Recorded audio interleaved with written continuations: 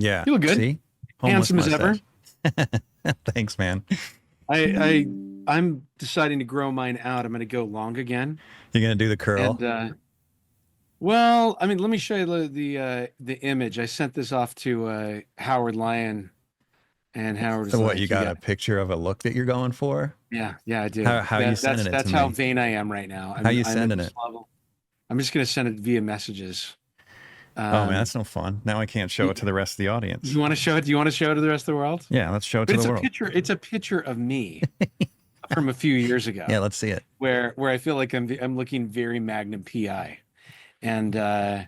I don't know what it is. You're gonna go with that block mustache and shave your beard? Well, no. Not quite that. You'll see when you see it. You'll know what I mean. I just think that it's a new year. It's a time for a change, and I think I was mining. I've long passed the level in my life where I think I'm capable of looking like some of the people I want to look like. He's just giving up, throwing in the towel. I don't know if you've ever had that, but I remember years when I was a kid. Camera's not focusing. And this will date me. Michael J. Fox was very big, right? And I thought, yeah. Oh, I want to look like Michael J. Fox. And then I look like a little boy. And then I learned that I couldn't look anything like I had none of the hair or anything else that made it possible for me to look like Michael J. Fox. Right. But occasionally when other people took pictures of me, I won't hate myself. Isn't that the worst? I know. Oh man! All right, wait. Are you emailing it? Email it to me. Hold on. I can't believe I'm taking up time to even. No, this is great. This is good stuff. I'm looking. I wish I had options. I don't have options. What are you talking about? You're one of the. This is all I can grow. That's all you can grow? I have no hair here. Like facial hair wise. People think this is a style choice. It's not. This is my genetics. That's the limit. That is the limit of my facial hair. I can't grow my cheeks at all. I don't know if you can put this up, but this is what I'm going back to right here. This is the look. Okay. I'm sending it to you via messages and or email. Email it to me. Should I email it? Yeah, okay. Email. I can't because I don't have a way to access messages. I really don't think that that is slick. I've already seen it, but now I got to see it on your email. I know that on some level the New Year's a construct, right? Our life really doesn't change that much at the beginning of a new year. It feels just like another day to me, right? Yeah. But there's part of me that wants to do something wants to change things, right? Mm-hmm. I've got my resolutions, I've got my themes, I've got things I'm going to do this year. I've been thinking about it, and this is the new Micah look that everybody, I guess, now on the podcast. I didn't realize that we were talking to the podcast, but that's all right. Let it be. Let my life be public. I don't mind. Yeah. Go for it. Oh, you look good. Oh, wait, you like that look? This up. Hold up. Yeah. Like that look. That's the mustache. Good.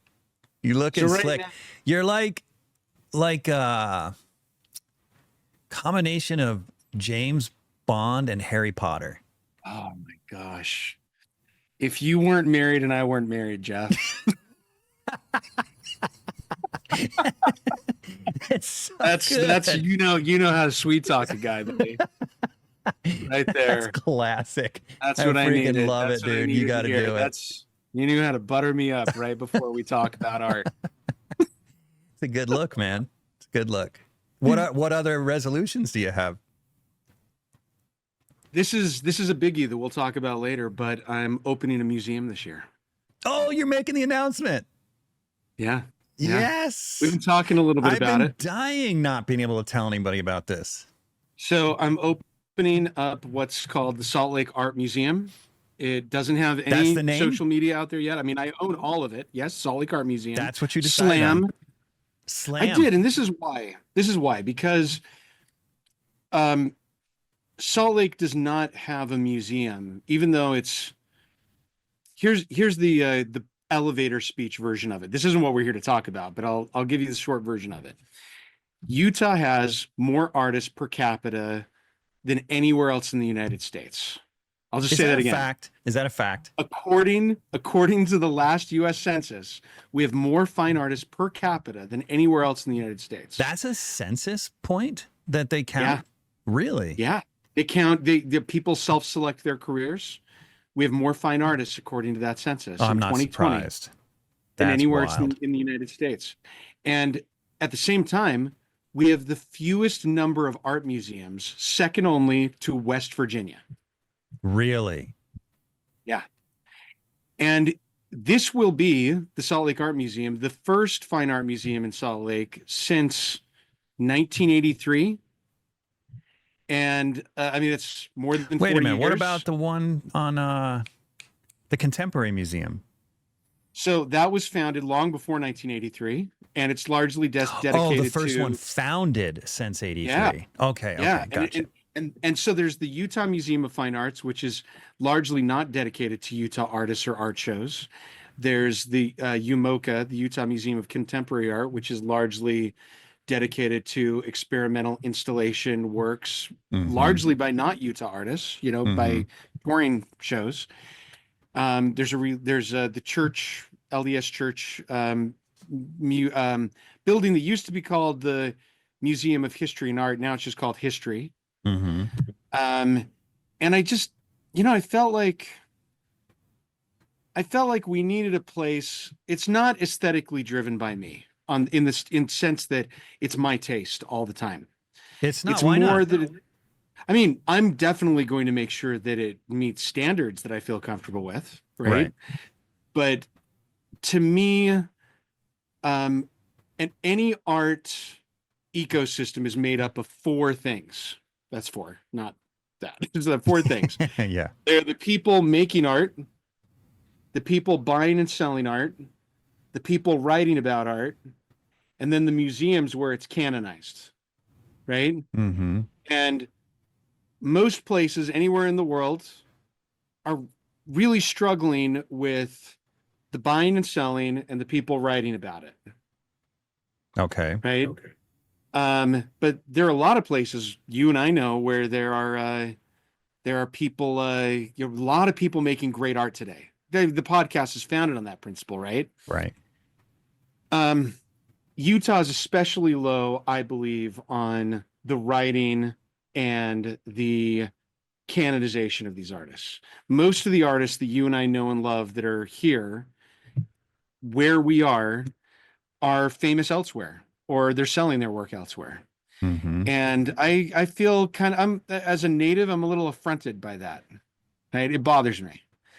And I feel like this is that old FDR quote, President Roosevelt used to say, "Wherever you are, be there."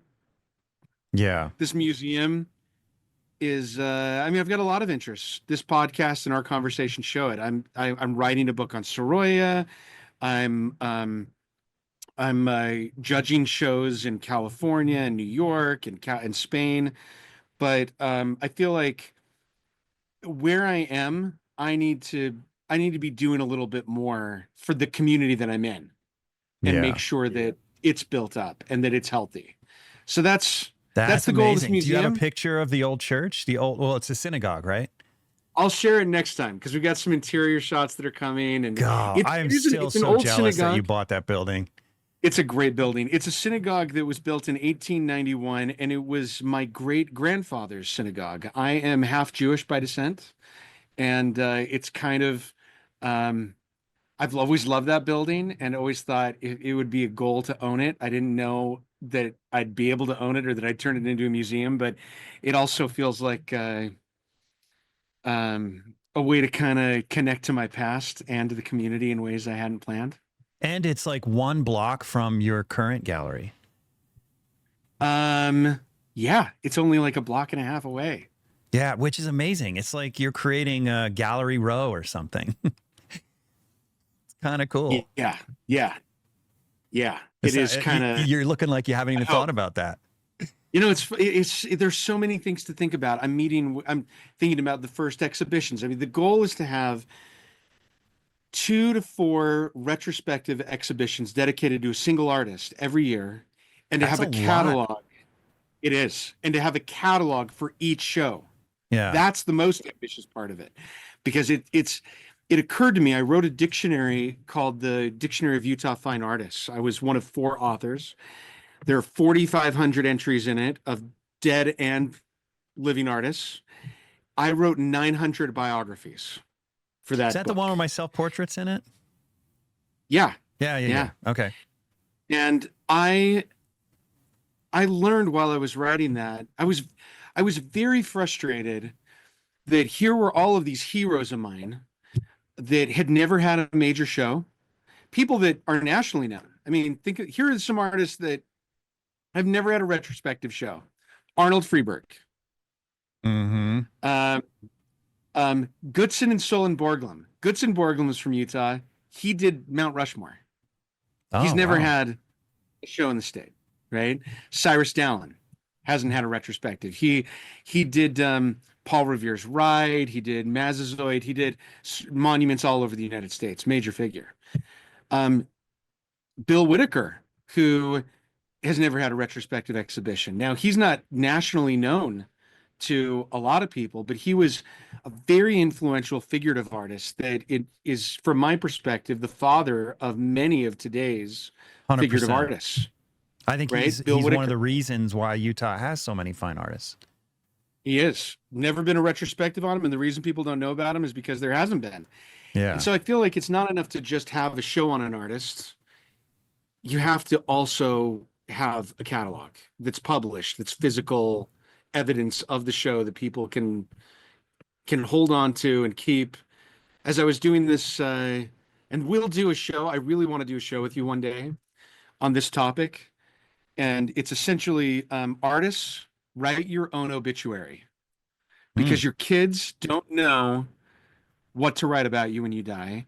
And if no one's paying for your website to stay alive for decades, and if there haven't been reams of newspaper reviews on you, then you're the one who's going to control your fate. I Interesting. can't tell you how many artists, women in particular, who I would look them up and I'd look up their obituary. That'd be the first thing I do when I'd write their bio for this dictionary of art. And it would say, she was a loving wife who served in her local community and church. Grandma was great at baking cookies and always made our favorite snickerdoodles. And she loved to quilt. What? Oh, and she also did art. And then you'd look it up and you'd find out that she went to the Art Institute of Chicago. She went to the Art Students League of New York, and she taught at a university level and a high school level for 15 years, and she won like tons of contests. But because it was her kids writing the obituary, they didn't know that artist from a professional standpoint. Women suffered more from that lack of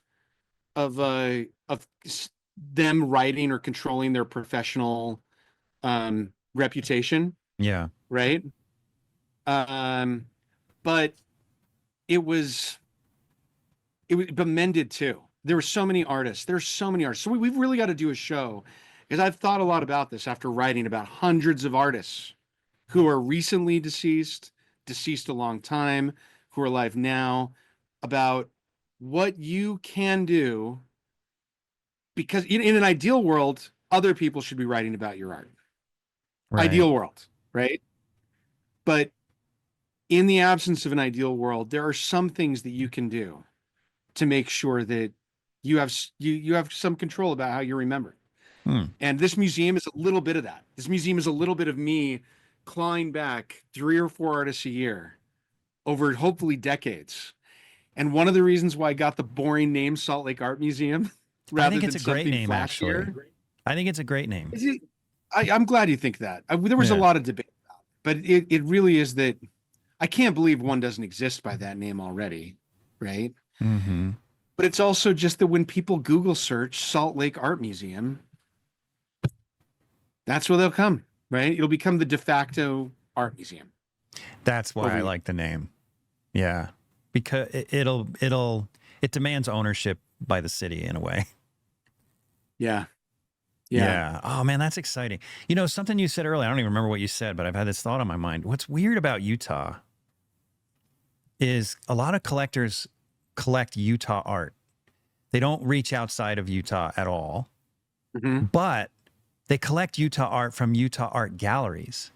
So they so they don't actually even dip into this well of excellence that is in Utah, because Right. the major players in Utah don't show in Utah. That's right. I It's immediately crazy. plan on talking with galleries like Principal, Arcadia, and Long. There are galleries all over the country that I plan on going to and saying, I'm going to be doing a show on X artist who you've carried for 20 years. And every year I'm going to do at least one living artist and one dead artist, right? Mm-hmm. Because I think that this isn't a problem that's exclusive to Utah. It happens in a lot of art ecosystems. Historically, for example, in Spain, people didn't think in Spain who were wealthy, they didn't buy Spanish artists, they bought French artists.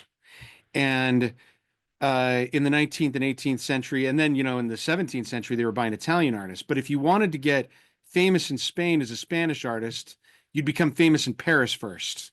So that happened with Raimundo Madrazo. It happened with Fortuny, who was selling through a Paris dealer. It happened to Sorolla. It happened to Picasso. It happened to Dali.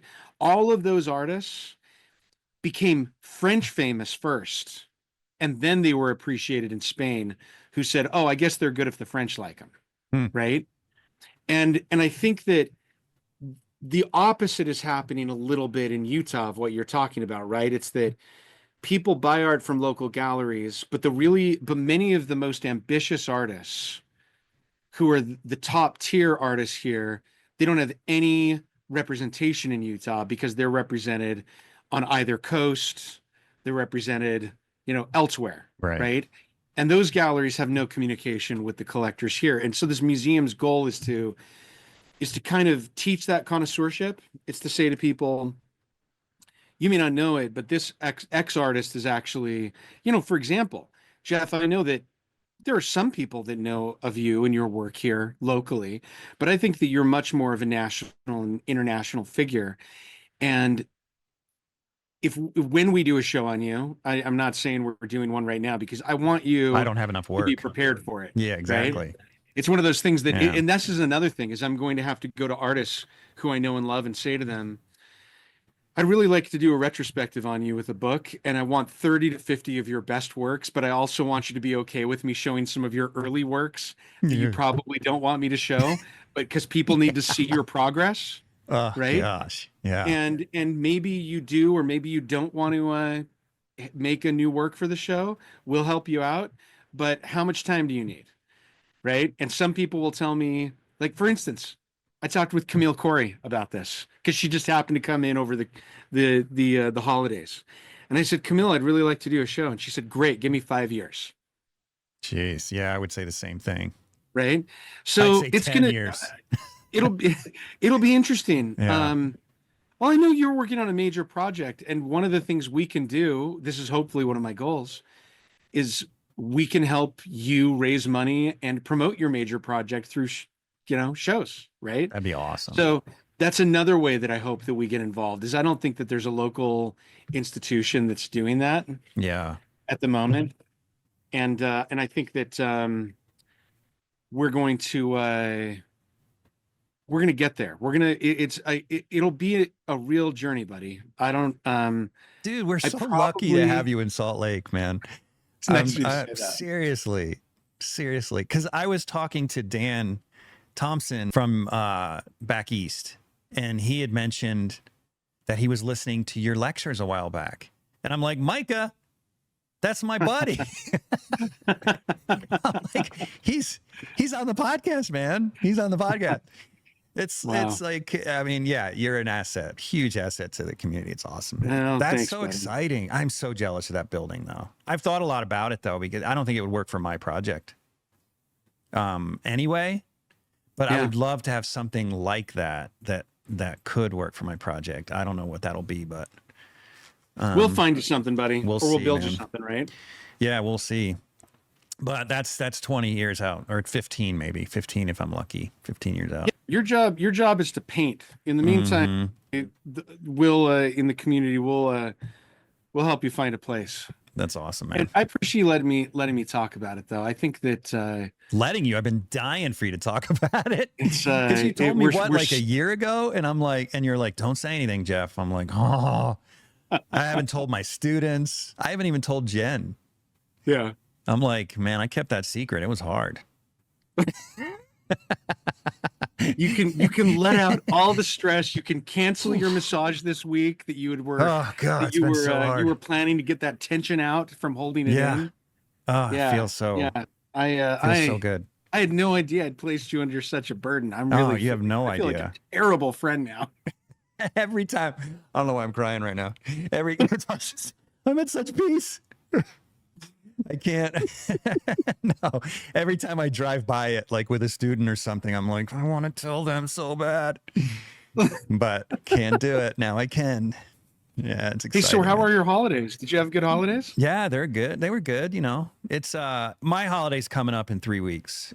My son's coming home from Romania, so Oh, I was just oh my dying for gosh. Christmas to be over so that I could get into January. Because he comes home January 22nd, and man, that's going to be Christmas. I'm so excited. That is huge, buddy. Yeah, he's been gone for 2 I'm very years. excited for you. Yeah, yeah. That's a long time to be away. He's not much of a toucher.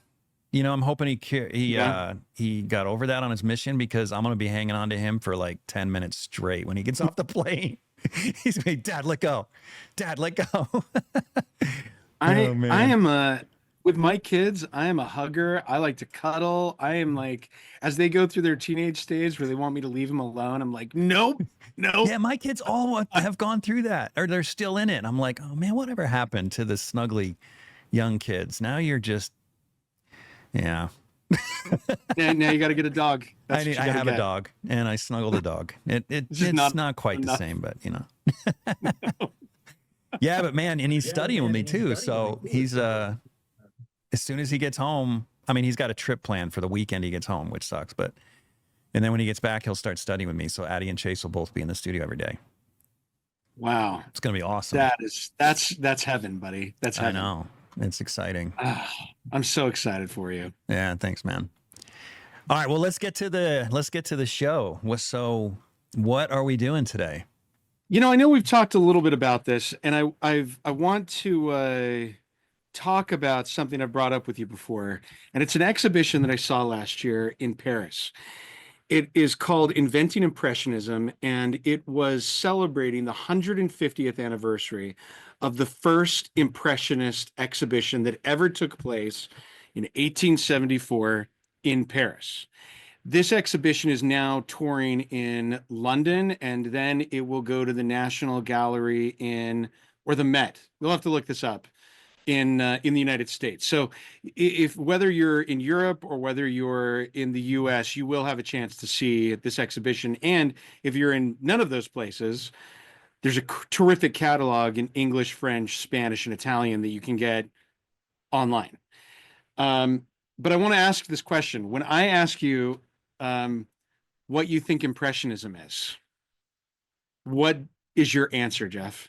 Man, I am so not an art historian. That's No, why I no, no. have you as a I'm friend. deliberately asking because I just want to know, like, what are your general thoughts if somebody says, Jeff, what's Impressionism? Well, let me tell you what it's not, because I find I'm explaining what it's not more than I ever explain what it is. Okay. And I feel like most students, most people who are interested in art, they think that anything that's painted loosely or a little less finished, where you can see the strokes, is Mhm. Impressionism. And Okay. I don't think that's Impressionism. Anyway, where you're sort of course, looking at the impression of the landscape, but in a way that you're picking out the impressions of color and light in a much more spontaneous way. Hmm. Whereas like naturalism is where, loose or tight, you're just trying to replicate nature. And Impressionism isn't so much that way.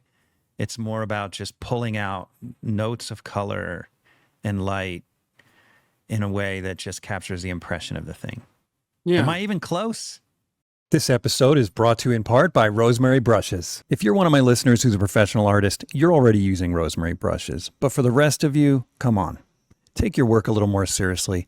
Stop buying the other brands. It's just not worth it. Every now and then you may get lucky and buy a good brush from another brand, but use the brand that professionals like myself are using. Go to rosemaryandco.com, link in the description or the show notes, and get yourself some quality brushes before your next painting. I think you're close. I don't think that I'm not looking for, this isn't a game of guess what's in my head. I know, but I'm curious. I'm not thinking of a curious how specific far answer, off I am right? because that's a hard thing to define for me. I don't know why. I think it is. I think it's not just for you. I think that we like to put things into categories, not just as art historians, but as people, right? Yeah. And we like to say, here are the very clear lines between what is and what isn't Impressionism, realism, naturalism, Fauvism, whatever it is. And I don't think that Impressionism fits that. And it gets even more complicated, which is there's what Impressionism was when it started, and then there's what it was over the next 30 or 40 years of the artists who started it and really took it on as their mission to promote it. Mm-hmm. And then there's what we think of it now. And then there's those of us who live in really, I mean, I think you can argue that Impressionism was maybe the first mass adopted modernist movement by a population that started to change tastes away from the artists that were more academic or classically trained, and so there's a tension that exists probably between Impressionism and a lot of the people who gravitate towards this podcast because they think of Impressionism as being the anti-good art because it started a movement that arguably was lax in its demands on the artist when it came to skill level and on the audience when it came to the level of connoisseurship that it demanded to appreciate what an artwork was. I mean, in other words, it argued for many people who are anti-impressionism, it led to what we call bad hotel art, right? And to bad puzzle art, and and so there's a lot to unpackage with Impressionism. And I think that what I wanted to do with this show today is I wanted to first of all talk about what Impressionism was when it started, what the first show was, and talk about how it wasn't necessarily it wasn't always in contradiction to academic art, and many of the people who participated in the movement were actually academic and academically trained and brought those standards with them. I want to talk about some of the technology and shifts culturally that led to Impressionism, that Impressionism took advantage of, and that then changed all of art, whether you were impressionistic or not. And then I want to talk a little bit about, just like how that Impressionism affected the current climate of museum and collecting, because these Impressionists are still arguably the highest grossing artists of all time. I mean, more than the old masters.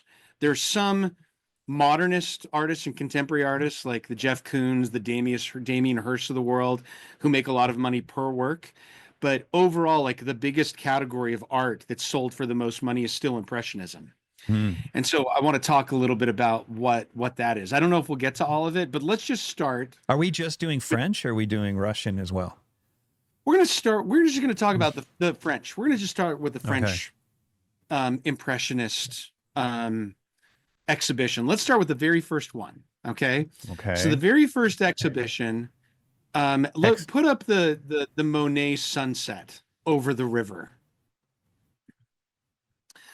This was painted in 1872 by Monet, and it is arguably ground zero for the term Impressionism, which was an insult. So there was a yeah. Wait, you mean the first person who coined the term Impressionism did it as an insult? Yes, he did. He was a journalist. His name was Louis Leroy, who was a French critic. And he attended an exhibition held by 31 artists in 1874 that was in a, you know, it was not quite in the center of Paris, but it was a group of artists who called themselves the Anonymous Cooperative of Painters, Sculptors, and Engravers. And what they had in common more than anything is that they'd all been rejected regularly from the Paris Salon, which was the big show in town. Mm-hmm. For people who don't know what the Paris Salon was, it grew out of the French Academy show, which was an annual show for the school that started in the 17th or 18th century, early 18th century. And it was opened up to artists that were not just in the school, but then people who were French, and then to artists all over the world. But largely, it was judged on the standards of being an academic artist who'd studied at the École des Beaux-Arts or École des Beaux-Arts programs throughout Europe. And that meant that it had to be a sculpture, landscape, multifigural work, still life that fit academic standards of being classically trained. So you work from I'll give you an example. There's a drawing there of that was done by Monet when he was a student at the École des Beaux-Arts, which is the next image from this piece. It's just one over. So this is called the Spinato. It's a very famous model that was used in almost all art schools. And what would happen was you'd have the sculpture, which is also the image right next to it. It's a plaster of it. Go to the image next to that. This is actually the marble. So in the French Academy, your first year, you would usually have an isolated cast that you'd work from. I think you do this somewhat in your school too, right? Maybe they'll work on a foot or a hand that's a plaster of that's an isolated part of a Greco-Roman sculpture. Why would we do this in the academy? Because these Greco-Roman sculptures are simplified and proportionally considered masterful examples of the human anatomy, right? So the first year you'd work on an isolated foot or hand. The second or third year you'd work on the full sculpture. And then the third year you would work on a model, go back to that drawing, of a live figure sitting in the pose of the classical sculpture. And there's this great story of Monet, who's at the École des Beaux-Arts in Paris, and he's studying with Charles Glière, who is a Swiss-French artist who taught the live drawing class in Paris. And Monet writes a letter to, I think, Fontaine-Latour, his friend, who says, "I'm so angry. Today I was in class. We were working from a live model. Glière comes over and he sees my drawing and he says, 'No, no, no, no. You can't draw what's in front of you. You use the model to get to the antique. Always the antique.'" And what he meant by that is, you're not trying to be naturalistic. You're not trying to do the folds of the skin. You're using that live model to get to the simplified, idealized Greco-Roman sculpture that the model is standing in the pose of. That was the ethic of the École des Beaux-Arts. And Claude Monet said, "I was so upset. I went home that evening and I drew 20 warts on the drawing and then 26 hairs on every one of the warts." That's just funny. to show him. Yeah. Just to show him, because he wanted to paint what he saw that was in front of him, right? And we can understand that approach, right? I mean, we can understand his frustration with it. He felt like these strictures that commanded not just his classroom practice, but think of it like professionally. Then you have to go submit your work to a contest with 10 to 20,000 other artists. Only 1,500 of those will be accepted, and they're going to be judged on the same standards that your classroom work was judged on. Mm-hmm. And it's hard to do anything innovative or interesting in your mind, because you don't feel like you can. You're just meeting the standards of this academy that is a totalitarian enterprise in your experience. Yeah. So Monet and his group, they had this ethic that they thought needed to change, and they kept submitting works that met their personal standards of what they felt like was interesting, and those works kept getting rejected. So they decided that they were going to hold their own show of art that didn't have any there were no prizes given, there were no jury members. It was just whatever you wanted to submit could be in the show. And Really? there were 31 artists who joined it, and there were less than 200 Did they works. jury the artists And at least? no, they were just whoever wanted. I guess they just, it was more of an invitational. I mean, it was kind of like they went to 31 Okay. of the friends, right? Because it didn't exist as a large body at this point, and Right. they knew that these people had been rejected, and the works are all over the place. The work that I showed you in the beginning, that was the sunset piece, go back to that. This is the piece that Louis Leroy, who was the critic, said. Let me see if I can find the actual criticism. He said, "What do you see in this?" And he said, "I guess I see a sunset." He says, "Yeah, but can you see the boats? Can you see the stacks? Can you see the water?" And he said, "Well, it's an impression of one. It's an impression of a sunset. It's an impression of this." And he said, "Leave me alone with your impressionism. It's neither here nor there for me. It's not great. It's No not bad. It's just an joke. impression." So his insult was that it's just an impression of these things. You just don't actually know how to paint them. It's just an impression of it. So Hmm. that it was an insult when he did it. I don't disagree with him. Um, I don't. So Monet, I don't disagree. What I mean is with this particular painting, like Monet submitted this of into the show, this painting.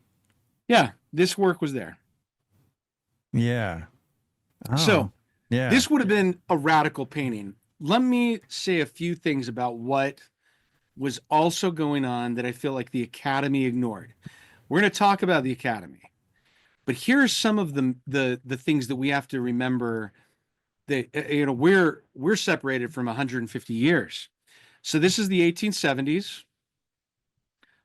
We could talk about the social political issues of, they just had a major war with Prussia, which is current Germany, and lost. And so there's a lot of poverty, and there isn't a lot of money going around, and the government doesn't have any money. And so you can't even hope to get a job doing the large multi-figural works that he was trained to do. You got to Mm-hmm. sell on a much, and you got to paint on a much smaller scale and sell to people who are buying things for like pennies on the dollar compared to what's going on before. But also, more interestingly, from my perspective, is that um, the game of what colors are available has really changed. So if you are there's a saying by Ong, who's or Eng, depending on your French accent. Eng, who was it was famously like the standard for a lot of the 19th century academic artists. It's also a controversial thing to say. We could say David, we could say De La Roche. A lot of these artists are related, right? But let's just say it's Eng. And Eng used to say the same thing that Phidias, who was an artist in Rome, used to have above his door, which was um, drawing every day. That's what you have to do. Drawing, drawing, drawing. And Ong used to say, it took me 20 years to learn how to draw, and it took me 3 days to learn how to paint. Mm-hmm. That was an academic mentality. That mentality existed at a time before there were a lot of colors in paint. Up until the end of the 19th century, there were only, the end of the 18th century and the beginning of the 19th century, there were like 35 colors. By the end of the 19th century, there were thousands, Wow. because they discovered chemical processes to make paint. There were a lot of misfires. I mean, we know this scientifically, that Van Gogh would paint one thing, and 6 months later it would be different colors, because we call them fugitive colors. They're colors that were chemically unstable, and they would, you know, purport to be one thing, and then they'd be something else 6 months later. Waterhouse used to write about this, and gave some speeches at the Royal Academy where he'd say, I'm so embarrassed when I tell my clients that they bought one painting, but 3 months later it's a different painting because all the Oh, colors that would shift, be so frustrating. right? So Yeah. there's a lot of experimentation going on, but it's also they're thinking about the science. I mean, they're thinking about the science of color mixing. They're thinking about the science of observation of color, and so the Academy isn't. Wasn't tubing painting invented Oh around that yeah, time too? the I think the first tube for paint was invented in the about 1810. Oh, was And that far so, back? yeah, but it didn't really become very popular until the 1830s and 40s and 50s. And that's at the same time that photography, 1838, first daguerreotype, right? So here you have, I mean, look, it's taken. Remember when the internet came out? The internet really like was invented in the 60s. I didn't get an email to the 90s. I really didn't use an email till the 2000s, right? Yeah. Same thing's kind of true. Like it takes a while for things to percolate through culture. 1810, first tube painting, colors start changing, photographs starts changing things. The technology of these things starts to disseminate through the culture. And Monet, who's been to the École des Beaux-Arts and who's been academically trained, he's very excited by color science and by perspective and by a lot of things that are not the Academy doesn't even teach oil painting until the mid 1870s. People are only learning at school drawing. That's it. Right. So you're dealing with a group of people who Impressionism was radical, not just because it's by comparison less linear and less filled out, but it's also just the fact that they're messing around with color in ways that the Academy had never even imagined. That's Hmm. one way of thinking about it. Where But do you it's think they also got the guts? Like, I'm going to, for all the Monet fans, I'm probably going to get slaughtered in the comments, but I would never put a painting like this in a show. yeah. I think it did take a lot of guts, and we're going to look at some other Either Monet guts pieces or throughout. something else, like complete delusion. So hold I mean, off your I like thoughts. some of Monet's works, but don't get me wrong. But this in a show, like, I don't It know. kind of looks like chicken scratch by comparison Well, to it just looks like something he did in 2 minutes. Like, oh, so a so study. Looks like a let's go study. to some of these official works of art that are because Okay. the first part of the exhibition, before you go to the next image. So when I went to Paris to see this show, the first room was the best recreation they could of the first exhibition in 1874. And it had works in it that you wouldn't even imagine. So right after that sculpture, there's an engraving. So that was in the first Impressionist show, which is an engraver's rendition of a work by Eng.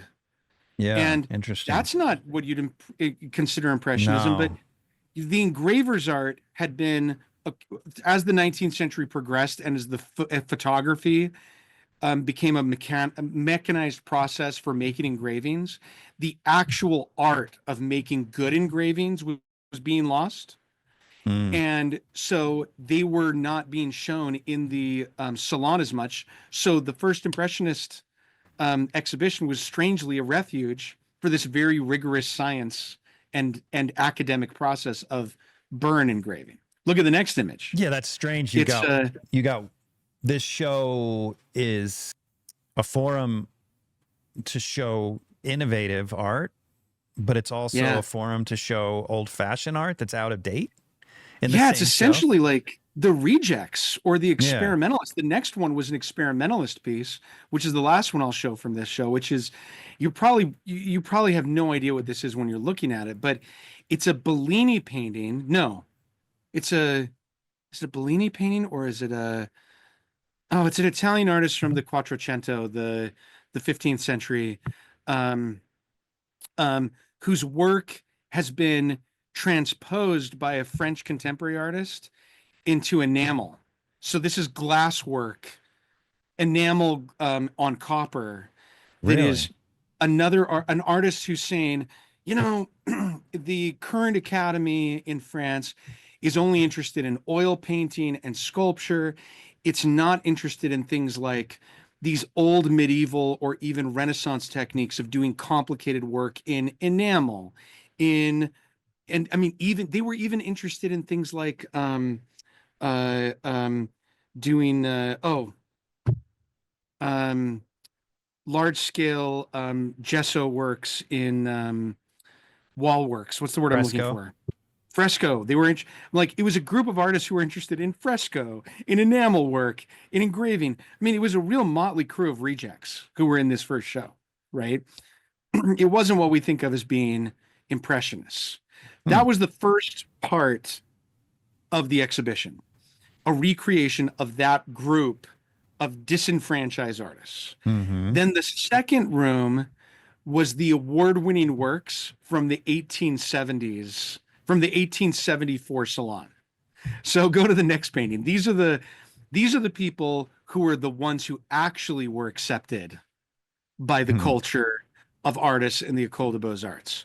So you have this painting, which is huge, by Jean-Jacques Henner, who was the Henner, we call him in English.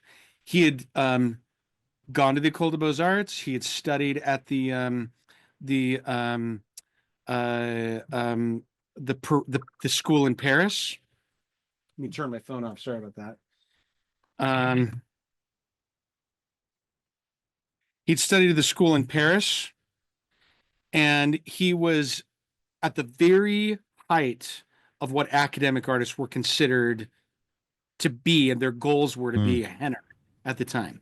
Large scale, multi-figural work. What do you think about the figures here when you're looking at this and the approach? I think this is gorgeous. It is I gorgeous. can't help but to think that I'm sorry. I'm terrible. Like the difference. I know. I know maybe I'm I mean, No, I wait, do just like just classical hold art, your judgment right? because we're going to look at more impressionist works, which are hopefully more No, will I draw like your attention Impressionism. more. I'm just talking about specifically those two. I actually like Impressionism. I know. Yeah. I've drawn that comparison, but we're going to see some other works that I think that were in the last part of the show. But I mean, isn't that that It's body of gorgeous. the Good Samaritan? So it's, a wounded man who's been found by another man. And Yeah. I mean, that is the most beautiful figure of the wounded figure, isn't it? I mean, just gorgeous. There's a great story we should talk about Henner one day that I found I accidentally came across while I was doing research on something of an American woman who threw parties that artists came to all the time in Paris, and Henner was a regular attendee. And she said that Henner was in his 70s at the time, and he had to keep the young women and young men away from him because he always came to the parties with oil paint still on his fingers, and he would pinch their skin and say to like see how if their skin would like flush, Hmm. and he would say, I need this skin color in my next painting. He wasn't, from what I understand, a pervert, which is where you probably thought the story was going. It's just that he would touch people's skins and expose skin and arms to try and like see if it was the skin color that would be perfect for the work he was on at any time. And But this it was was embarrassing to the years host. after he painted this. It was, yeah, well, within the same time. He was just famous for like pulling models off the street and getting oil on people, and But he the was reason I ask is I wouldn't think of him as a colorist at all. Like no. it almost seems like he's ignoring color on some level. I would think of him as a tonalist. I've actually got in my office right behind me a small Henner. What's You that? do? That red one? Yeah. No joke. Yeah. No joke. So that's a Henner. Wow, that's awesome. Oh, hold on. I got to do it so it's not so. I got to adjust it. But That I mean, is there's too more cool. color in that, right? Yeah, but the flesh isn't just like Yeah. full of a lot of color, right? It's not. You're I've right. seen much more colorful flesh. So that's Henner. Let's go to Okay. the next image that was also in this salon show. Let's just let's go along just a few of these pieces that were award winners. This one is That sick. is unbelievable. Yeah. That is an artist that some people may not recognize this artist off the top of their heads, but this is Lawrence Alma-Tadema. Yeah. And oh my gosh, is that not one of the greatest, most amazing? This is the death of the last curse in the curses that Moses brought down on Egypt in order to let the Jewish slaves go. And it was that the firstborn of every family in Egypt would die. And so this is the Pharaoh holding his own son. And it's the most amazing painting. It's unbelievable. This isn't typical of Tadema, is it? Not in his there was a period where he painted like this, and so it was typical of a period, but he became much more about these kind of Grecian Roman invented scenes later that were very colorful, and the figures were generally smaller. There were large pageants of people. Yeah. So this isn't typical of what we remember, which is why I don't think that most people would think of this as a Tatum. But he did a lot of these. He did do a lot of these. It's just not what we remember him for. It's really cool. It's got a very modern quality to it. It does. If you had said at least that middle part was a Leyendecker, I would have believed you. It would have been a depressing. Today, I would have believed you. Yeah. Yeah. I mean, and it looks so much like the illustrators of like Wyeth and N.C. Wyeth and a lot of those turn of the century guys who were doing really great illustration, especially that bottom right, those figures that are there. It's unbelievable. It really is a cool painting. Wow. Okay, so let's go to the next one, who's the real golden boy of the salon at this time. This is Bouguereau. And this is Homer, the poet to whom we attribute the Odyssey and the Iliad, who was blind and who was also a war veteran, and he's holding his lyre on his back, which he plays while he sings, but he's being led from town to town. And this is Bouguereau, at his most mature, right? Unbelievable. Yeah, work. that's whether or not you're moved else. by Bouguereau, you can't fault his figurative work. I mean, he is just astounding. No, I mean, you might not like it aesthetically, but his craftsmanship is second to none. Man, yeah, that's something else.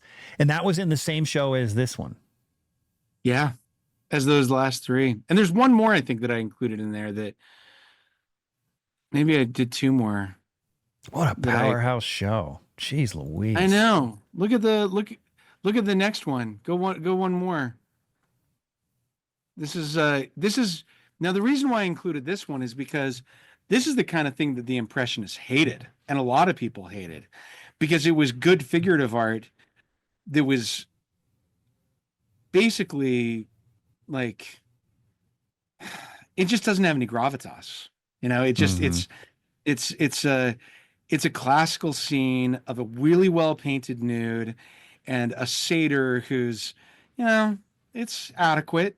The face is weird, but it's also just a thin excuse for nudity. It's basically like one step above porn for the 19th century. And everybody knew it at the time.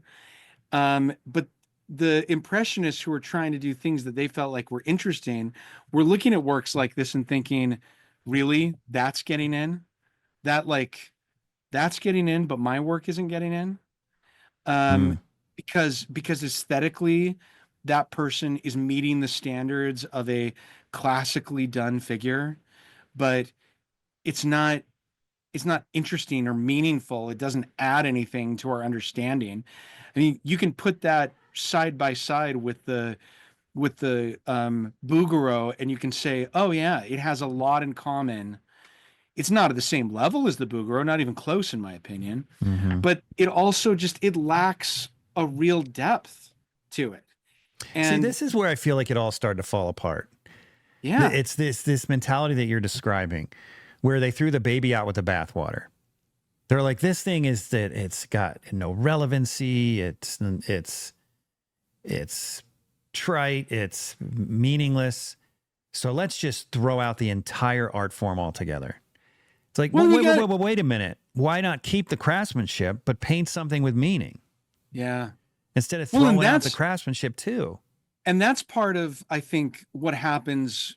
It's more of the reassessment that happens 20 or 30 years later, because what happens is that a lot of people have collected these impressionists and fallen in love with them. And then the critics and the museums and the academics rewrite history and say that this kind of painting by Gervais or Gervex was what 19th century academic art was all about. It was all meaningless. It was all about just craft and no depth.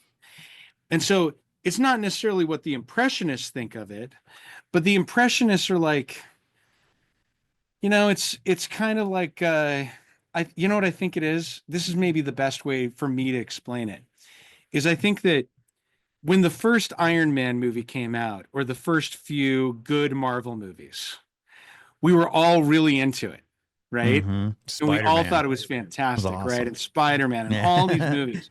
Yeah. 30 or 40 movies later, and the plots get thinner, and they're all become about the special effects and not about character development, not about and you feel like you're being taken advantage of as an audience member, because now you're watching X-Men 18 and you feel like they know that you're going to go because it's an X-Men movie, but they threw the film together with the barest minimum of effort and special effects and depth, and you just can't wait for them to reinvent the genre again, right? You want to see, like, it's almost like right now, the X-Men movie I want to see, or the Marvel superhero movie I want to see. I want to see a black and white stage version of Spider-Man, where it gets back to the fundamentals of storytelling and character development, where the special effects aren't what are driving it anymore, right? That's what I want to get to. And I think that's what had happened to academic art for a lot of people, is that yes, Bouguereau existed, yes, Alma-Tadem existed, yes, Henner existed, but they were at the very top of their game, whereas 70% to 50 to even, sometimes 30% of the art that was in the salon or the theaters of the time was this. And so the majority of people's experience was vapid, well-crafted schlock, right? And so the thought was, something's got to change. And I don't think that the Impressionists who started off in this show, you can see it was a real hodgepodge of people. I don't think that they were saying, my sunset over the river is just as good as what Bouguereau did. But they were trying to say, we're going to do something a little different. We don't know where it's going, but we're going to do something a little different here. And I think that one thing I want to show you that maybe the best example is a painting by Degas. I think it may be the next, not that one. We should talk. Well, let's not talk about that one. Let's come back to it. Keep going. That one. This is not cut off. This is not a partial image. This is a full image. So he's influenced by photography. What makes you say that? I agree, but what makes you say that? I just have to take a minute to thank each one of my generous patrons for your part in keeping this podcast going. I could not continue to do it without you, so thank you so much. If you're not a patron yet, but you love the show and you listen regularly, please consider becoming a patron. It's really easy to do, and it doesn't have to break the bank. Just head over to theundrapedartist.com and click on the link Be My Patron on Podbean. And then choose a monthly donation amount that fits your budget. It's that simple. Because it looks like it's candid. If you're painting this, you might be a lot more if you're painting it from life, you're going to be a lot more conscious of the borders. But when people have a camera, they just sort of try and fit the subject into the frame. If it cuts something off, it's a little not a big deal. So artists, I think a lot of artists have started going, wait a minute, there's something sort of appealing about that, about these weird, awkward cropping. So this is the Degas that I wish that we remembered more than just his ballet figures, even though those can be amazing. And let's also say I know Degas could be a horrible. He was increasingly, the more we find out about him, the more he was kind of like a horrible human. Oh, I didn't know that. Really? Yeah, I mean, he was a creepy guy with women. I don't know how bad it was, and he was hugely anti-Semitic. I'm half Jewish by descent. Let's just set that aside for a minute and talk about him purely as an artist, as if we're just looking at his artwork, okay? Mm-hmm. And let's say that he was academically trained and he was an amazing draftsman. Amazing. He was maybe one of the greatest draftsmen of the period. He could really capture the human figure. He could capture animals. He could capture perspective. He was very good at all of those, right? And he was one of the people in the first Impressionist show. And this is a work that had been rejected by the Salon. Let's go back and forth. Let's put side by side this and the Jerome that you just had up before this. That one. Yes.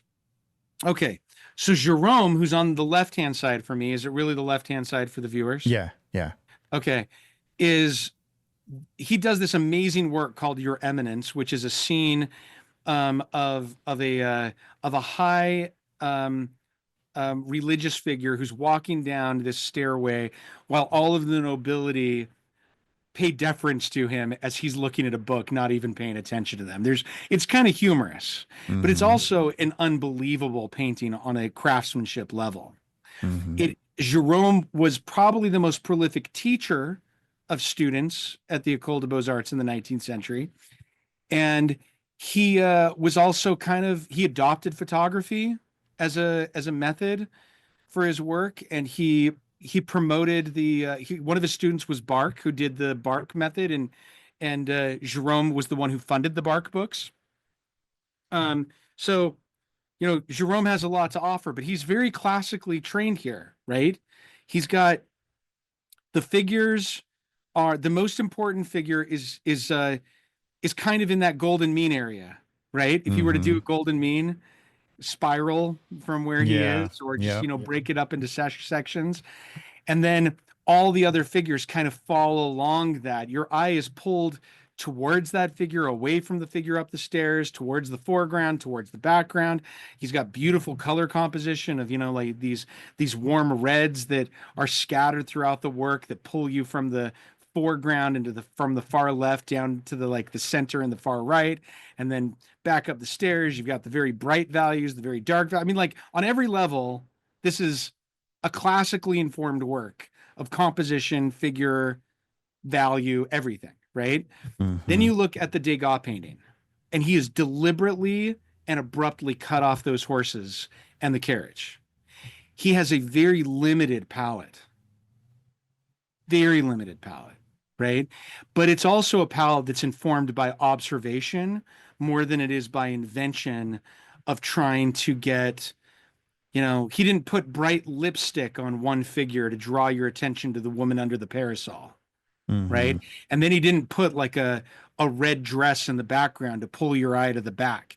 His teachers would have told him to do that, right? Instead, he's controlling the values with another thing that may not be observation. I'm sure that he's controlling with those whites, those lead whites. He's probably inventing that to pull us from the foreground to the background to that horizontal line and then to the sky, right? Yeah. So there is some compositional control going here, but the photography thing is absolutely, he would have seen how photographs cut off in a very, the way that the eye cuts off things in real life, the world. And he deliberately did it with this work, but he applied the rigor of an academically trained artist when it came to perspective, figure, all the rest of it. Did so he? It's though? not like, I mean, maybe not. I mean, like, I don't know. The horses look a little wonky to me, but I'm not here to critique Degas, but I'm curious. Maybe we could do an episode on him at some point, but yeah, you said he was this master draftsman. I'm not very well educated on Degas, so I'd be curious to see the evidence of that, his draftsmanship. We'd have to look at a lot of his drawings. This may not be the best example. I just really? picked this because it was in the show, and because I think that the No, photography, I understand that. I'm view, just saying that. The color, the chroma of this it was kind of more the point. But yeah. No, Keep going. I understand that, but I'm just curious because I mean, it's just the horses. I don't know. I'm not seeing master draftsmanship in it, but Okay. But I wonder if, I don't know. I'd be curious to see what his drawings look like as a younger artist. Maybe I'd be very hard. I don't know if Degas himself would say, "Oh, I'm just as good as Jerome," or "I'm just as good as Bouguereau or Henner or Gervex." He would probably, but he's not a bad drawer, and he's not a bad No, he's figure, not bad. I'm not right? suggesting that. Yeah. But he's applying his skill with this radical anti-academic approach. Right. And what's anti-academic about it is not that we're living in a pre-cubist world, right? He's not trying to manipulate the figures so they don't look like figures or they're not real. But what he's doing is he's saying, I don't have to make this painting like a classical Italian scene where the figures are in the middle. There are, or in a golden mean format, and it's not easy to look at in the way that we're trained to look and make and then look at an image as if this is where your attention should be. It should be on this figure. It's a little disturbing that the horses and the carriage are cut off. You think to yourself, is that an accident? Did the painting get cut off because there was a fire or something and the painting got ruined and they had to just like save it?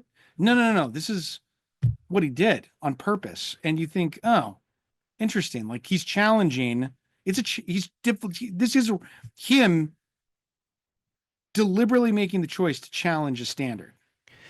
Okay, so that's the thing I often wonder about. Because as an working artist, I know that there are times where I am just reacting to my environment. I have a certain set of tools that I have access to. And sometimes there's just, I'd like to think that I'm conscious of my decisions, but sometimes it's not about rebellion. Sometimes it's just like, well, here are my tools. Here's what I have at my disposal. How well do I react to that thing? Right. And it's not necessarily like rebellion, like, oh, I'm going to do it different than the guy who doesn't have that set of tools, or I'm going to do it different than the people before me. Sometimes it's just, this is what I have. How do I react to it? And I kind of wonder, do we know if this is a guy who's just like, ooh, I have this new camera thing and I've got all these photographs, these black and white photographs that I've been taking. Ooh, it'd be really fun to paint this one. Or is he saying, ooh, the camera is helping me to see the world differently and I want to exploit that? I mean, do we know which it is? Because to me, I'm skeptical. I kind of wonder if he's just like, cool photo, I'm just going to paint it. Yeah. Here's why I think it's a good question. Here's why I think that, because it's not just the horses, right? That umbrella is literally on the horizon line. Yeah. That is like a huge tangent. And then not only that, but the corners of the umbrella touch the dog and a huge, huge tangent. And these are just major design problems because it's like you said with the horse, the front of the horse's face. It's like, it just makes you feel kind of, ooh, right? And then of course he does it with the wheel here. But honestly, the edges feel innovative. This feels careless. Yeah. And so I wonder which it is. Is it careless or is it innovative? I don't think you're wrong. I think I don't know about this specific painting, and I don't know if he painted it from a photograph or he sketched it out and decided to make it look like it was a photographic perspective. Yeah. But I can tell you this. He and people of his time, and he wasn't just him, there were some academic artists like Jules Breton or Bastien Lepage who were saying things like, I'm not going to paint into a landscape a nude woman in classical dress with a mythological figure. What's more interesting to me is everyday life and modern dress and people as they are. So That's true, but I am naturalists not were doing going that too, to, though, right? they were doing it. And he'd say, I'm going to, and he would say, you know, those things don't get accepted as much Right. in the in the academy at this time. They eventually do, right? But his radical approach was to say, I want to paint life as it is, and I am going to not just paint a subject, but I'm also going to radically, and I think it was an absolute choice. I am going to break the rules of composition.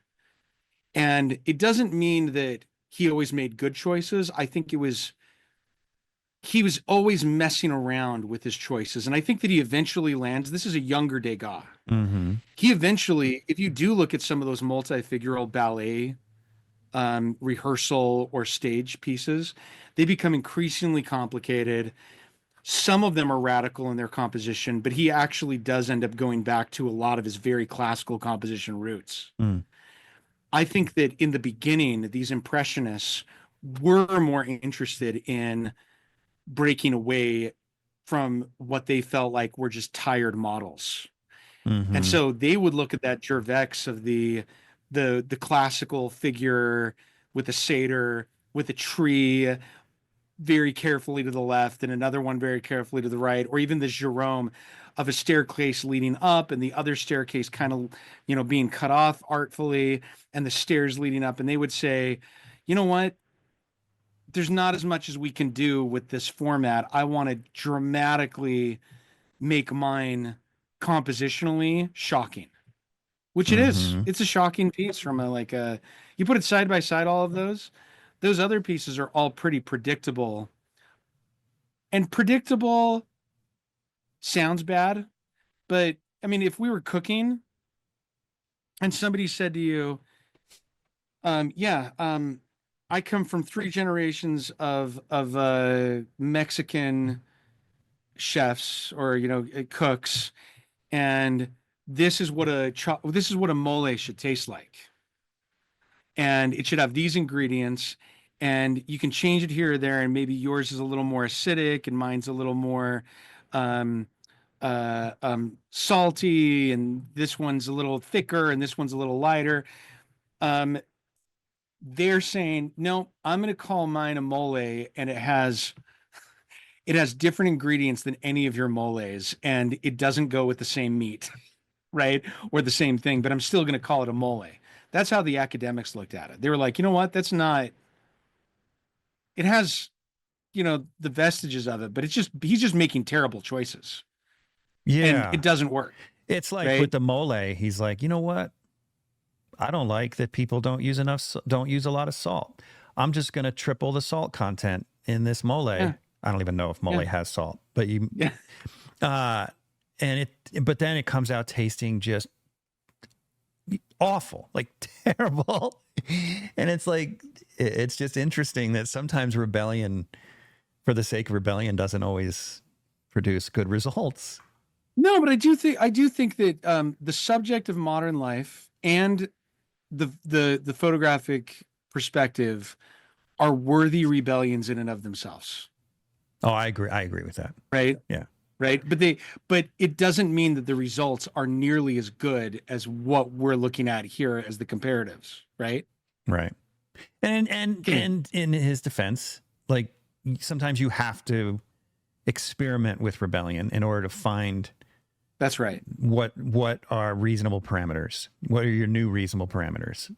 And Yeah. you kind of have to overshoot for a while before you zero in on it. And it sounds like that's what you were saying happened. Yeah. He's maybe overshooting a bunch, and then he's like, okay, I can't put in 4 times the amount of salt. That's just a hard no. Yeah. Yeah. Like Hard no. it was interesting. And, you know, I did discover that more salt actually bring, and maybe throwing in these ingredients that people have never thought of before do make an interesting mole. Um, but I actually found that I wasn't I wasn't doing these traditional parts of the mole as well as I could have been either. And so I'm going to go back to these more Yeah. fundamental Yeah. rules. So Yeah. let's go to something that is more in line with what we would consider mature impressionism, which was the last part of these exhibition. Oh no, let's go to an experimental piece, this one, which is Okay. like mind-blowingly This weird. is what I think of when I was describing the optical mixing and stuff like that. Yeah, this is Yeah, such a weird painting. it is. So it's by Monet, and it's so weird that I probably have to explain to us what we're looking at. So Hmm. he's in the entrance of a house where the light is coming in on the plants and the pots that are in the entrance. Mm-hmm. Then there's a long, dark, wooded floor hallway, and his son is standing in the middle of it. And at the end of that hallway is a table with another window. Now, if you were an academic artist, you would say, no, no, no, no, no, because the most important figure is in the brightest light, right? And you'd want the dark to not be the middle part of the painting. You'd want it to be probably in the foreground and in the background with the light in the middle, right? Well, not to mention there's so much symmetry. Oh yeah, the symmetry is absolutely like it is definitely not along the lines No. of a painting that you can divide into. I mean, you just cut a line right down the middle in more way than more Yeah. in both ways in the middle, and you've got the symmetry. But this is Monet experimenting with composition on that level, right? Mm-hmm. With the value because of the how he's chosen the lights and the darks. But look at how much blue is in that floor. That's the light coming through behind the child.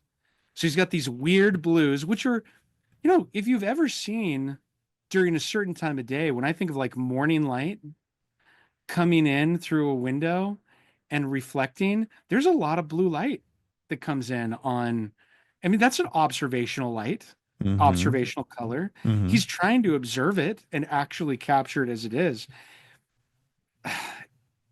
It's weird though, right? It's weird. It is Um, different. and it's kind of he's not trying to be pretty, I don't think. This isn't a painting that you'd put up and say, "Oh, this is so beautiful. It goes really well with the pillows that I bought from the designer on my couch." Right? Yeah. This isn't impressionism as a beautiful calendar work of art. It's impressionism as an experiment of color, composition, and value.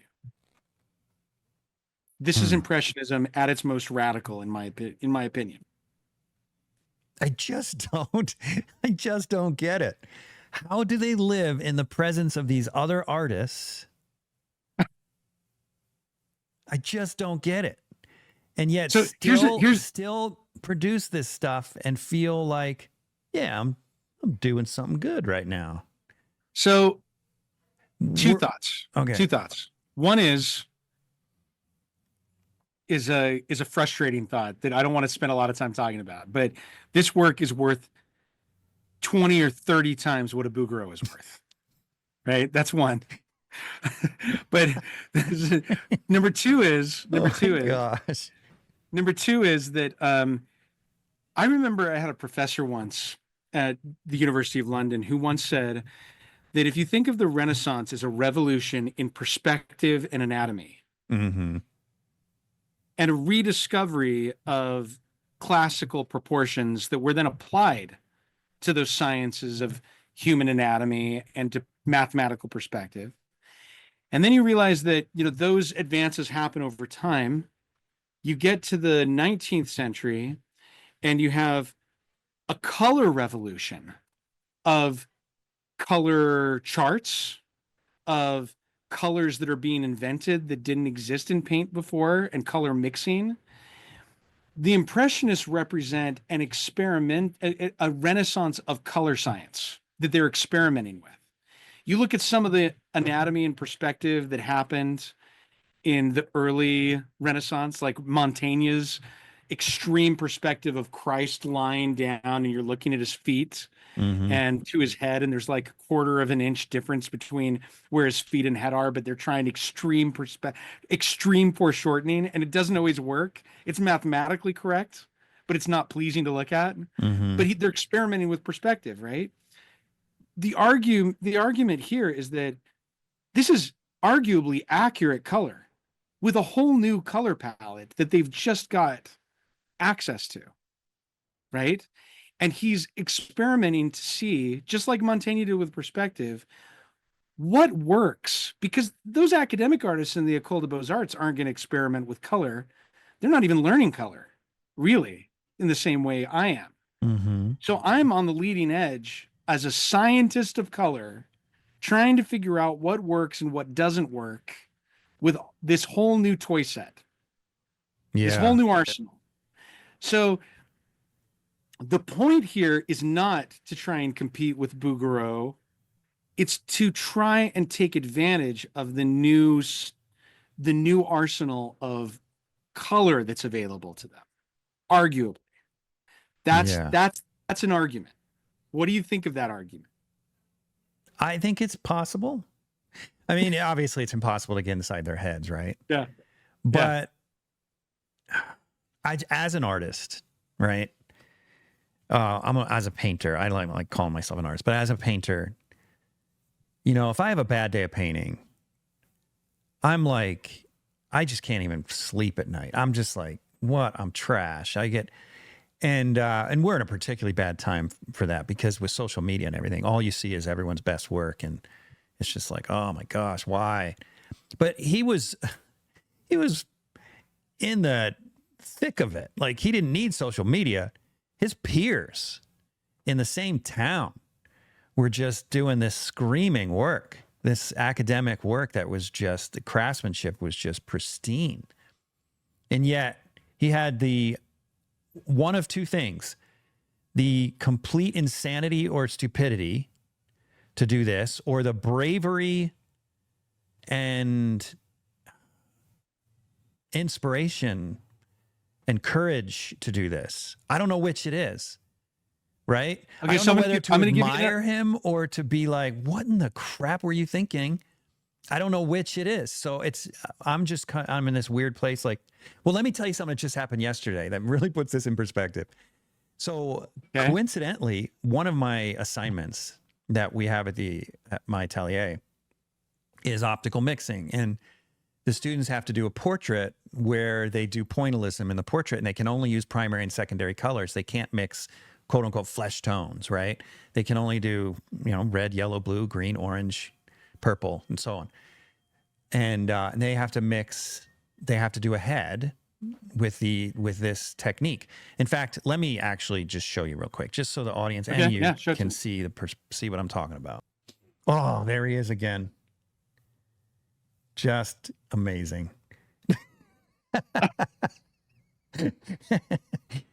Now, if Monet had painted that, would you complain? Yeah, Come what on. a beautiful subject. Oh, all right, so it's like oil painting. So this is my online website where my online students study. Self-portrait in oil. Where is it? Optical mixing flesh. Okay. So they do something like this, all right, where they've got to mix flesh and see there's just primary and secondary colors. It might look like there's flesh in there, but there's not. These are just primary and secondary colors. It's pretty cool. Okay, this is one of my favorites. Anyway, she is struggling. It's not an easy assignment for many people. Some do better than others, but it's a very difficult assignment because the goal is to get really accurate optical color, from a distance, right? Okay. She has been beating herself up like you would believe. I mean, yesterday she said to me something like, Jeff, I'm like, I want to die. She said, I want to die, Jeff. I'm like, I said, you're doing great. You're doing great. You always I gave her a pep talk, which was I didn't think was necessary because I think she's doing great. But she's feeling so discouraged. And that is just a common feeling when you see your work next to other people's work. And what she's seeing is she's looking on the website what's been done before. She's looking at my work just in the other room. She's looking at her peers on Instagram, and she's just like, and she just feels like she's just terrible at painting. Yeah. Right. Yeah. And I look at him and I'm like, how did he live in that environment, create this and not burn it and sleep at night? Yeah. With that dissonance. Where does that come from? Are they That's a good insane? question. Or are they just that smart and I genius? think they just, I don't know if I'm very hesitant to ever use the word genius. I don't think you're genius either, but I think that they were very, very dedicated. Let me give you another example. I just emailed you 2 images. Okay. Oh, you did? Okay. Yeah. Pull up 2 images. Pull up at the same time, the single cathedral, and then the 2 things that are next to it. And all right, hold on. And I hope you've destroyed that image of me. No, I put it on my it's on my desktop. You dork.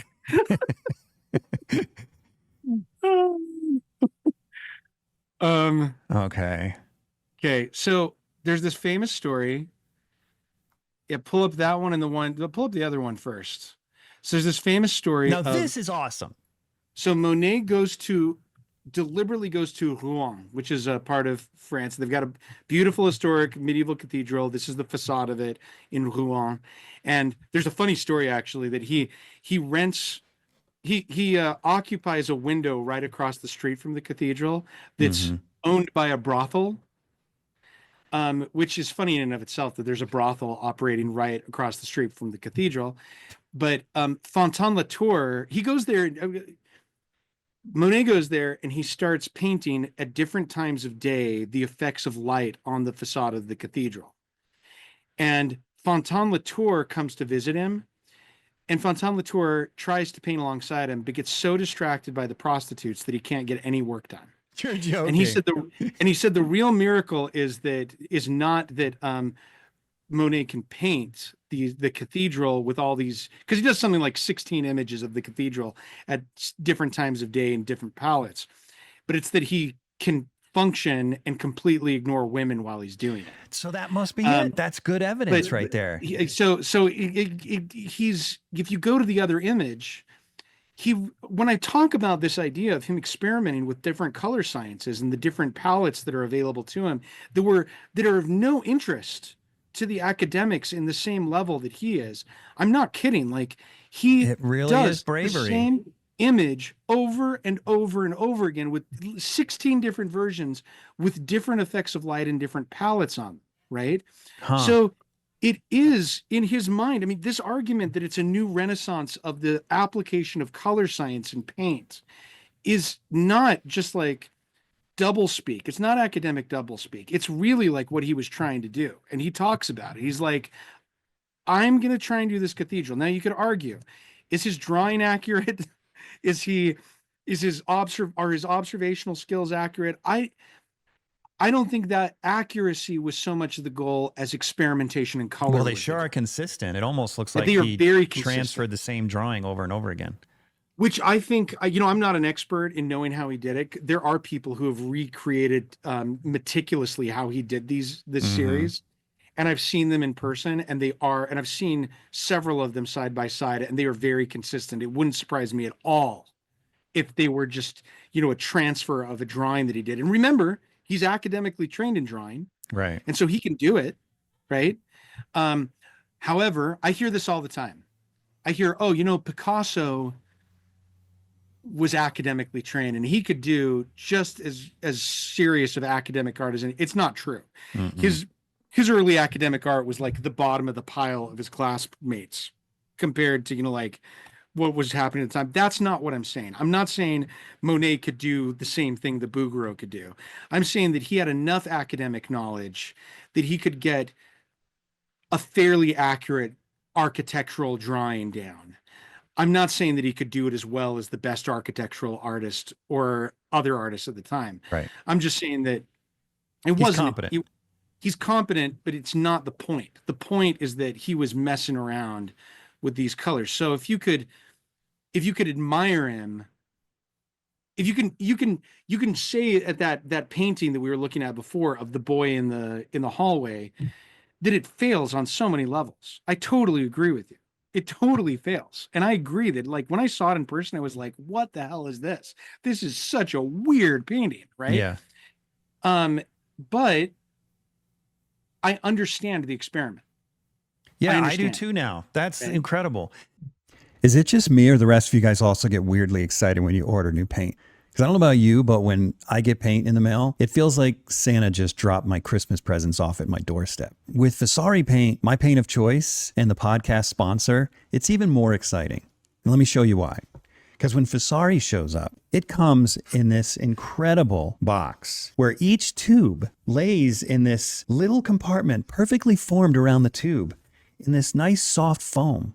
And it's surrounded by velvet, red velvet.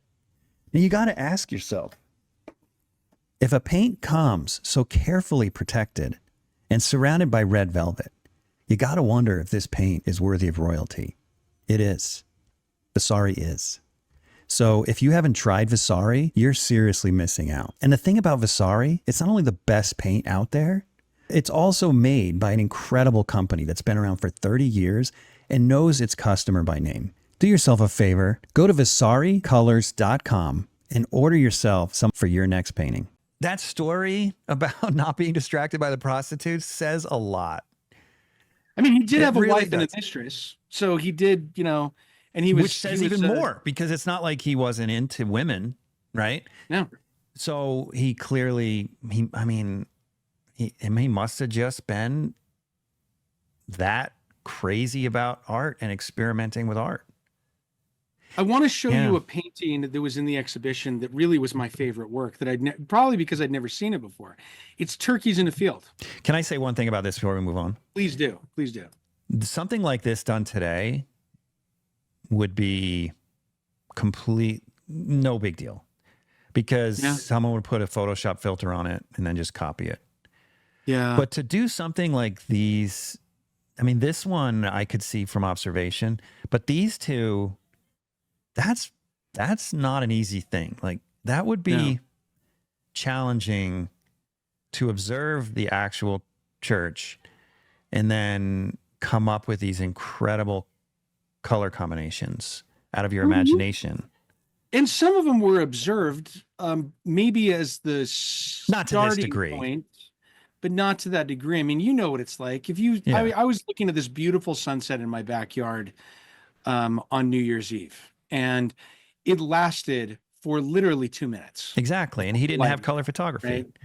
Yeah. And so maybe he like quickly noted on his palette the 4 colors he was going to use in that 5 minutes that he saw, and then went in and and he kind of had an idea of where the values were, but he had to invent the chroma, Yeah. right? And push it. So, was he a rigorous scientist? Was he imaginative? I mean, I think the problem for me with the Impressionists and the way that we talk about the Impressionists, and this is where I want to talk about the economics slightly before we go to the turkey painting, is that, if you wanted to buy a Bouguereau or you wanted to buy a Jerome, those things were winning the top awards at the Paris Salon. They were spoken for by the top buyers at the time. And there was a lot of money that was happening in especially America at this time. And these American industrialists, these American nouveau riche, did not have access to the best art that was coming out of the Salon for the most part. Some did. There are a lot of Bouguereaus in the US. Mm-hmm. But Mary Cassatt, who was a friend of Monet, a friend of Manet, a friend of Degas, a friend of all of these artists, she's an American who's living in Paris, and she's friends. She's from that upper class in America. She starts taking the Americans around to buy up all the Impressionist works, and she's introducing them. And pretty soon you've got American wealthy homes full of art that's Impressionist art. And then when those industrialists create museums and when they fund programs, what is the majority of the art that's found in American collections? What are the papers written about? What are the shows held on? It's all about making an argument for why the Impressionists were so great and so much better than anything else. And I want to have a work that belonged to the Rockefellers, to the Carnegies, to the Vanderbilts, to the, to all of these great art, to the Huntingtons, whoever it is. The market is not, it gets skewed through these social changes that are happening, right? And the social changes, who's collecting Impressionism? Who's having the shows? Who's founding the museums? There's a real argument that the reason why Impressionism conquers the world is not because it was, even at its time, more popular than the other work or more highly regarded. It's who bought it and who funds the schools and the museums, right? In the United States. And those arguments become those. That's a strain that, as artists, we don't think about as much now, because we just think, oh, the Impressionists destroyed the Academy and everybody loved the Impressionism more than and I mean, it wasn't true. Van Gogh died near the turn of the century. This show happens in the 1870s, right? Van Gogh only sold one work when he was alive. He wasn't wildly popular, right? And his work doesn't really take off until much later. And that's a different story than them dominating in their lifetime and destroying the Academy. That's a totally separate argument, in my opinion. And we have to separate out the argument and say, okay, these guys weren't necessarily successful in their lifetime. They weren't even arguably successful in Europe after they died. They were successful in America, and they really had a revival in the 60s, 70s, 80s, and 90s, almost 100 years after they were alive. The 1970s, 80s, and 90s. Yeah. Really? Yeah. And so it's a real... So they were the first starving artists. They really were. I don't know if they were the first, but they were definitely starving artists. They were definitely starving artists. But it seems like, I don't want to go down too much of a rabbit hole here, but it seems like a lot of the artists that we might discuss prior to the ones we know about today, prior to the Impressionist period, were successful in their time. And then we get to the Impressionist period. It's that, I don't know, I could be wrong, but that seems like the first time that people that we recognize today as greats weren't greats in their time. That's right. Yeah. It's arguable. It's really arguable. Yep. Yeah. I agree. I agree. All right. So let's go to my turkey painting. Let's go to this painting that I just, next one. Turkey. Okay. Okay. I cannot love this painting more. Is this the best image of it? Or should I pull this one up? That one's probably better color-wise, but it was hard to find one. This is definitely better. It's sharper too.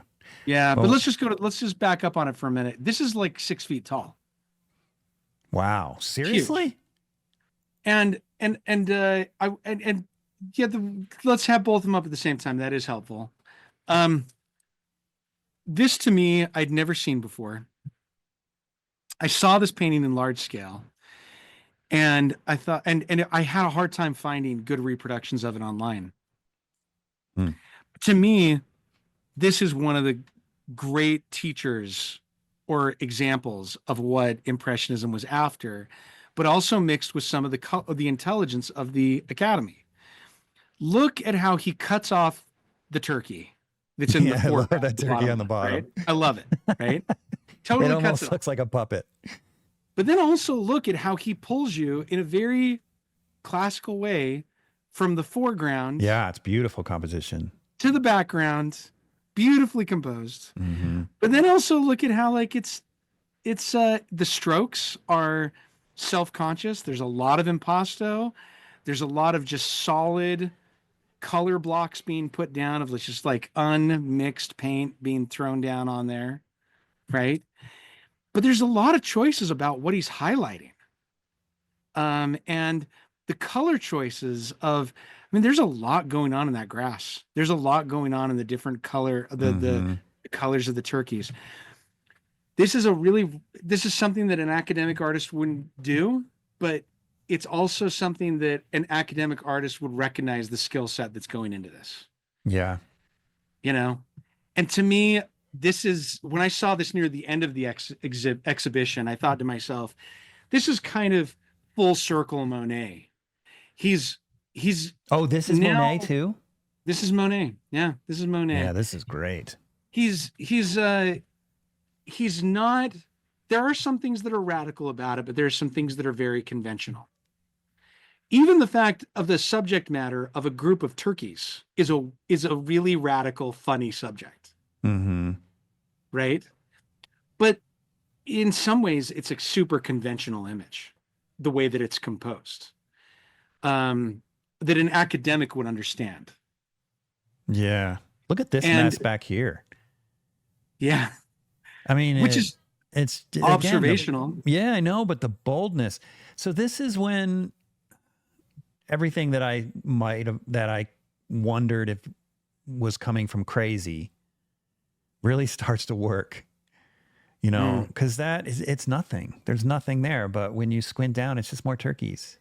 Yeah. Yeah. And to think that he would do this as a 6 foot by 4 foot painting. Right? That's It's a big. huge pile of mess there. It is a huge pile of mess.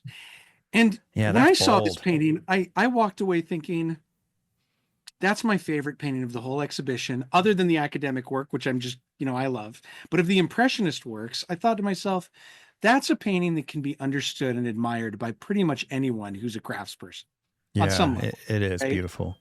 Is And it layered? Is it like really yeah, built up paint? yeah, it is. It is. Hmm. It's really thickly painted in the foreground. There are even some things Oh, in the you can back. see it better here.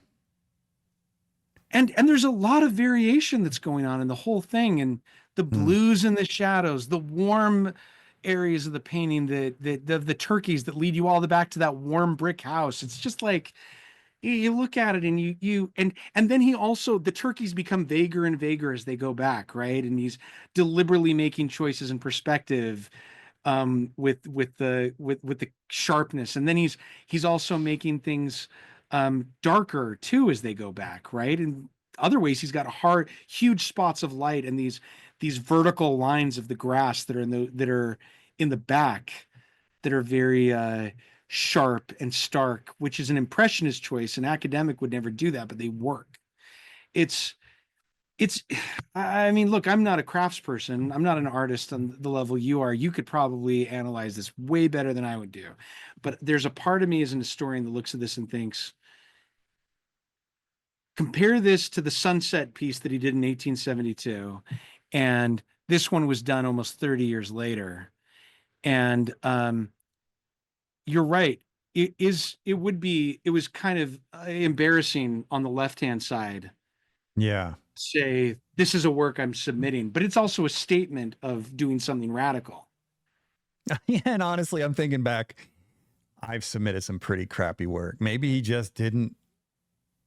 I don't know. I wonder if he was alive today, if he'd go, no, I'm stand behind that one. Or if he'd say, well, I was just kind of figuring things out. It'd be interesting if we could ask him. I would be the one on the right. I look at it and I think, man, that is a shockingly good painting. In person, it was so good. It was so good. You know what the Impressionists really did for me, and I think art as a whole? It seems to me that up until the Impressionists, the academics really didn't exploit color. Yeah. They really didn't, in a way, maybe even understand color. Everything, well, not everything, but a lot was done in the studio. You take Bouguereau's paintings and they were probably recreated in the studio. Yep. You know, he'd bring a little landscape in, he'd bring a little this in, he'd bring a figure in, he'd bring an animal in, he'd bring this. You know, if he needed a plant, he'd probably put a potted plant in the corner. And I know this probably partly from experience. Yeah. And so what he was missing was the impression of light that exists in nature, you know, and Monet in his paintings really captures that, because he's really carefully observing the warm light that's from the direct sun coming through the feathers of the turkeys. It's so warm. But then he's capturing the cool light that's coming from the blue sky on the white feathers in the shadow. Yes. And you just didn't see that kind of stuff here. Look, you didn't. It's all grays because it's done in a studio.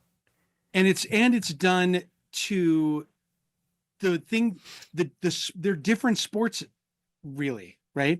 One sport is about beauty and the figure and the narrative, right?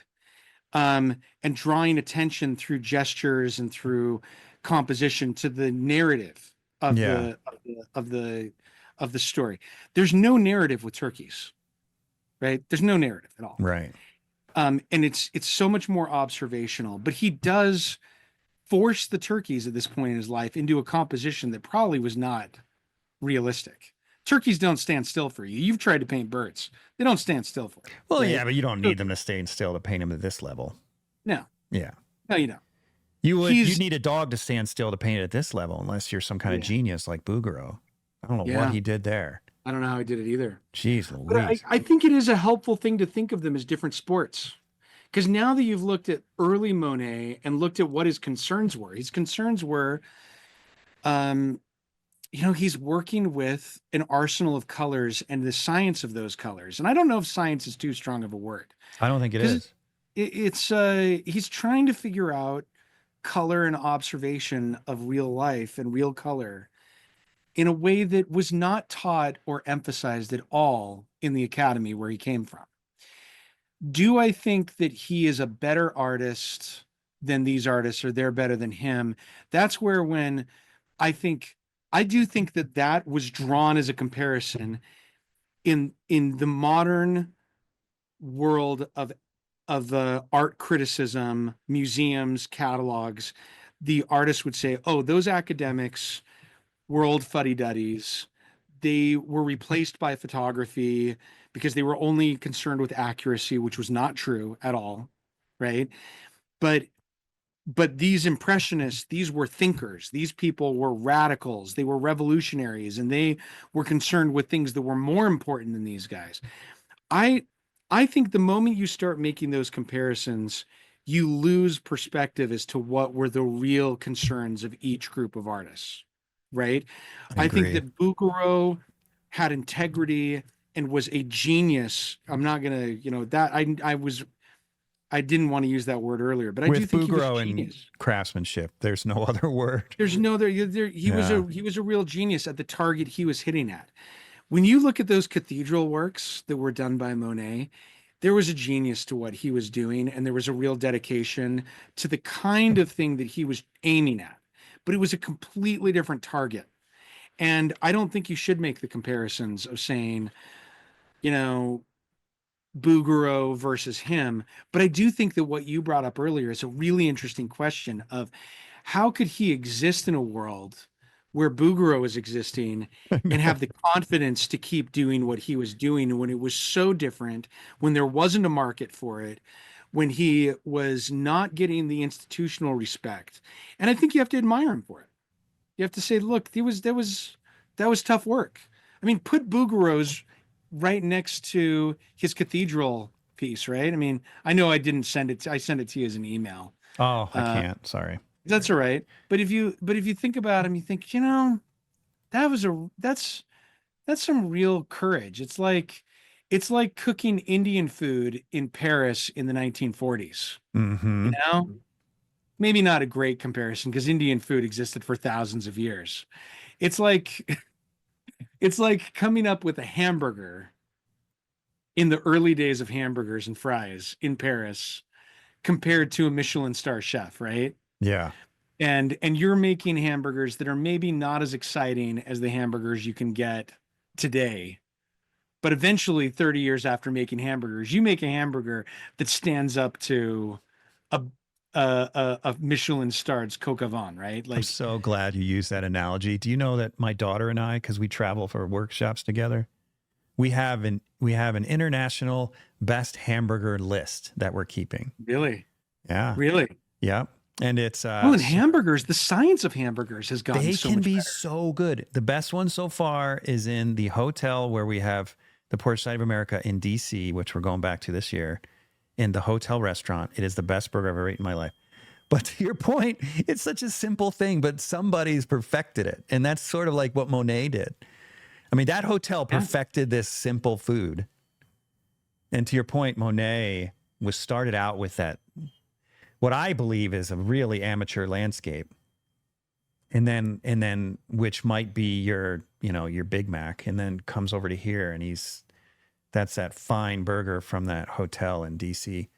Well, and then there's that really weird painting in between of the boy in the hallway where you're like, I don't know if pineapple goes on a hamburger, Yeah, but it's a nice exactly. experiment. You know what I mean? Like I don't know if you should be putting, a hamburger on on a pita, but, but Yeah, let, we're just gonna take this but analogy as far as we can. eventually he ends up with a brioche bun and bacon, right? Yeah, But I think that that's where you have to give these impressionists credit, is you have to say they really were working with photography changed things, color science, color access changed things. Um, they were breaking away from the focus of classical subjects and working with modern life and observed life. And that does come back and eventually influence the academy itself. You get Danyan Bouveret, you get a lot of other artists who, even Soroya and Sargent, who they really learn a lot of color lessons. Soroya famously says that the greatest lesson the Impressionists taught us was the use of the color mauve. huh. Yeah, there's plenty of And that. and you look at that and you think, okay, it's interesting because like he was being a little cheeky, I think, when he said it, but these guys really did have an influence on color that rebounded back onto what we would call naturalism today. Yeah. Uh, and Yeah, that's true, because I think of myself as a naturalist, and what I'm trying to do in my work is combine the excellence and craftsmanship of Bouguereau with the insight and knowledge that the Impressionists gave us about the way color actually works. yes, Right? I think that is where these are not oppositional movements. And as an art historian, I'm less interested in who won and who lost and who was better and who was worse than I'm interested in the conversation that happens between them over time Yeah. and what they were aiming at, right? So I think that if you look at it in that way, you can say you, Jeff Hein, would not exist in your current format if it weren't for both Bouguereau and the Impressionists, Oh, there's no way. right? Yeah. That's an interesting statement, because while my biblical work, I mean, I'm not after Bouguereau, I'm more after Rembrandt, but Rembrandt with the knowledge of Monet, Yeah. right? Like, because there's just something about that color that's just magical. Yeah. And you know what? Frankly, I would rather live with the turkeys than with Homer as a painting in my house. Homer was The Homer this one, paint, right? the Bouguereau Homer painting, right? Oh, Like yeah, that yeah. painting. I would rather that Bouguereau painting. I admire the level of skill in that painting, but I'd rather wake up with those turkeys every day. But that brings up another thing. Maybe this is a topic for another podcast. But a lot of what the Impressionists brought to the table too was, ironically, because they were saying, oh, this trite nude woman with the satyr, oh, it's just so not relevant. Let's have more relevant subject. But what they really did was strip the subject out altogether and make it about color. I mean, yeah, they were painting everyday life, but it was everyday life that no one needed to invest. The viewer didn't need to invest in. So it works better in a home. It could, yeah. So, okay. So this is what critics of the time would have called petite bourgeois paintings, which is paintings that appeal to unthinking wealthy people Right. That's what I'm trying who to just say. want Yeah. something pleasant in their house, right? Right. And I think there is definitely some of that. There's definitely like, you know what I want? I mean, there was this. I was joking with Brian Taylor about this a while ago that he and I had both stumbled upon the same research that had showed that the greatest painting you could make for an American, according to science, is George Washington standing next to a lake with a green hill. Why? Because people like to be comforted by an historical figure in a painting, they like water and they like green spaces. Huh. And so, like, if science were to create, it would create a petite bourgeois painting of, I want a painting of a pleasant mountain scene with trees and a dog, right? Like Yeah, I would say that makes more sense than it's not it, George Washington. and in a way, I think the Impressionists would really be upset if they saw their if they were told that their paintings were really good because were that they were deliberately making popular paintings. They would hate that. Um, they would hate that characterization, because they would say that Bouguereau was doing the same thing by borrowing from the importance of the Bible or classical subjects to immediately make his painting seem important because it had Homer in it. I know, how ironic And is so, that? And then they end and up being the more trendy stuff. that's right. There is a real irony to it, but in historical terms, that is what happened. I Hmm. personally, like, I do get there's a great Ralph Waldo Emerson wrote this essay called The Poet. And he said that the lyric poet, or the poet who can write popular things, he can get drunk and write verses, and that's okay. And he'll write some interesting things. But the real epic poet, the one who talks with the gods, Emerson said, he can't drink alcohol and get drunk to write. He has to get drunk off of water drunk from a wooden bowl. That was Okay. his analogy. I don't It's get the it. idea that he has to be moved by the most common everyday things, Hmm. the epic poet, in order to talk with the gods and to really write about the most important things. He can't be inebriated. He can't be um uh he can't pull cheap tricks or do sex or violence or things that are just going to fool us. He's got to really take everyday subjects and paint them in the most meaningful way. That could mean Hmm. a lot of things. But I think Bouguereau, you could argue, did that. You could say that he took Homer and made him look like somebody we understand and appreciate, and put a dog in there that's, an everyday dog. But you could also say that about the turkeys. The turkeys have been elevated. They're everyday turkeys. They've been elevated to the stuff of fine art, right? Mm-hmm. It's the haiku poem. Haiku is my favorite form of poetry, and Isa is my favorite haiku poet. And maybe my favorite haiku poem is slowly, slowly, oh snail, climb Mount Fuji. Because we're all snails. Uh-huh. We're all trying to climb our own personal Mount Fuji's. That is water from a wooden bowl in my perspective, because it's a snail. It's not, oh, great hero, or Moses, raise your staff. And it's not, it's taking something that's ordinary and raising it, or it's taking something that is exceptional and making it relatable to us in the way the Bouguereau does. It's just that 150 years of art history has told us that Bouguereau is unapproachable and stuffy, Right. which I don't think he was perceived that way in his time.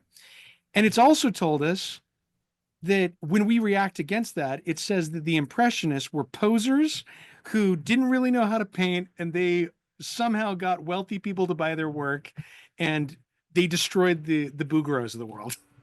Right? Yeah. It's when you strip it all back and you look at what Monet really cared about and what Bouguereau really cared about, I think you learn to admire them both for their own things, right? And Mm-hmm. you have to pull away the cobwebs of 150 years and say, okay, who are we dealing with, and what were their real contributions according to them and people at their time, and what were their flaws according to their people at their time, right? Monet did not like Bouguereau's style, but he admired his craftsmanship. I don't know what Bouguereau thought of Monet. And I think that says a lot, because Bouguereau was not at all interested in what Monet was doing. But you, Jeff, living 150 years later, you can look at this turkey painting and say, huh, I I've learned, not directly from Monet, but the things that he was observing eventually affected the artists and the approach to art that I actually adopted. Absolutely. Yeah, absolutely. So, Well, I'm glad you let me talk about Impressionism on a podcast that is probably, most people who listen to this are not they're not aiming at this target. But oh, I I don't think know it's about worth that because I think it's worth I think we have a lot of talking. landscape painters that are probably huge Impressionist fans. So who And knows? anything I've gotten wrong, guys, please forgive my ignorance. Oh, brother. It's Yeah. true. It's true. I know I get things wrong all the time because I come at this with my own perspective. I'm not an expert on Impressionism, but going to that show, um, I was it changed my view. It changed my Yeah. view. Well, that's great, man. Thanks again for doing this. It was a really interesting discussion, and I'm really kind of glad I got more insight because I've often wondered about what their actual intentions were. When you go to art school, this will be the last thing I say. I know you got to go, but when you go to art school, there's a lot of art students that are just struggling. And the way they cope is by saying the world doesn't understand me. I'm just a rebel. I just like to make waves. I'm creative. You guys are just stiffs. Yeah. Yeah. But most of the time it's not rebellion, it's incompetence, right? Or lack of training or whatever you want to call it. And so I'm off after having that experience at several schools and seeing that these artists who are just struggling with every area and then just decide that it's because they're hidden geniuses and the world doesn't understand them. It's difficult for me not to go, is that the way these big shot artists were that we all praise? Is that who they were? Is that where they were coming from? But I think you made that clear today. That's not the case. Not with Monet, anyway. Not with Monet. And I may have mentioned this in past podcasts. There was a book written years ago by a business author who was looking at artists, but he was looking at it from a very statistical perspective. And he divided artists throughout the history of art into what he called young geniuses and old masters. And he said, there are a group of young geniuses throughout the whole history of art who introduce something innovative. And they tend to not come up with new ideas after they've come up with their one trick pony. Mm-hmm. They're known for, I mean, Picasso lived a very long time, but did he really develop more than one approach to his cubism, right? Or did he really develop really beyond that? And you could say that about a lot of different artists who, and I know that's controversial. People are going to tar and feather me for saying that, but there are a lot of artists who they either died young or they invented some new approach young, and that was their shtick for the rest of their career. And then he contrasts that with old masters who he says usually don't come into their own until their 40s, 50s, or 60s because they're developing a skill set that takes decades to master. And they really create their great work in their mature period of art. And I think that when we think of the Impressionists and we're critical of them, we think of them as being one-trick ponies. When we think of them and we're admiring of them as geniuses, we think of them as young geniuses who are innovative, who came up with an innovative thing that they left the world and then they were done with that innovative thing. I think Monet was a little bit of both. He came up with a little bit of, he was innovative in his use of observing color and experimenting with color. And he really worked on that until his 80s. And when he came back to it in his 80s, 30 years later in this turkey painting, he ended up going back to his roots as an academic in some ways, but he incorporated a lot of the things that he perfected as an experimentalist over time. Mm. And I think that is more relatable as any artist as, like you said in art school, a lot of people just say, I can't master this and do it as well as my teacher who's 40 years ahead of me in this. And so I'm going to rebel and do a young genius thing that's innovative and crazy and wild and rebellious, rather than dedicate myself to 40 years of becoming that Yeah. thing, right? Yeah. And I would add a third category, which is the category of the overzealous, untrained hobbyist. I love, say that again. The overzealous, untrained hobbyist. And Yeah. that's not to pick on anybody. It's I was there. Like we all start there, right?